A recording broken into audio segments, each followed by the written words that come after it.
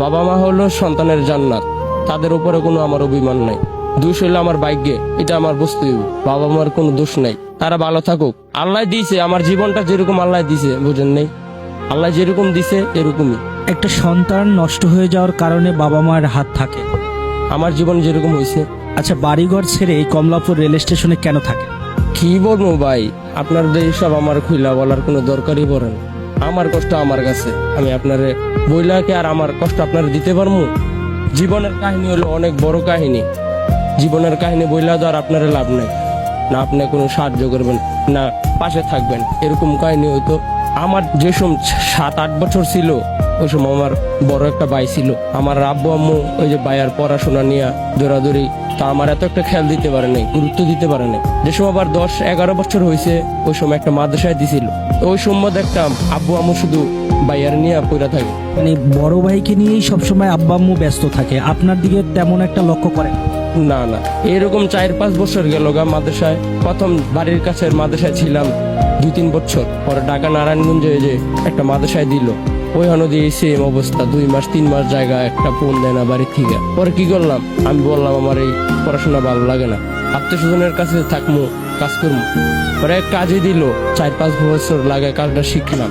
যে নতুন মহাজনের দোকানে নিয়ে গেল আমারে, ওইখান থেকে আমি যে গেছি ওই জায়গায় 2 দিন হয়েছে, মহাজনে পাঠাইলো চা আনার লাইগা। পরে গেলাম চা আনার লাইগা, ওই জায়গায় একটা লোকের ঘরে ঢিল মারলে ওই লোকে সবার মারে।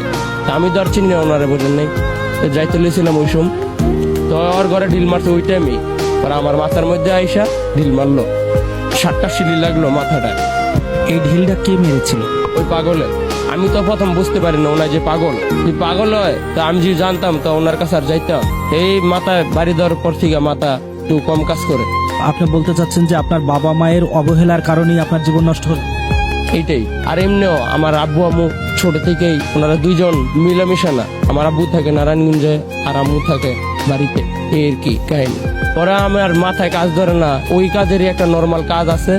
আমি বললাম আমার কিছু টাকা দাও, আমি একটা কিছু কইরা খাই। ওনার বলে না, তোর কাজ করতে হইব ওইটা মহাজনের আন্ডার করতে হইব, আমি তোমার কোনো আলাদা টাকা দিতে পারবো না। অথচ আমার বাইরে বিদেশ পাঠাইছে 6-7 লাখ টাকা দিয়া, আমার 1 লাখ টাকা দিতে পারবো না। তার মানে আপনার অভিমানটা সম্পূর্ণ আপনার বাবা মায়ের উপরে। জি।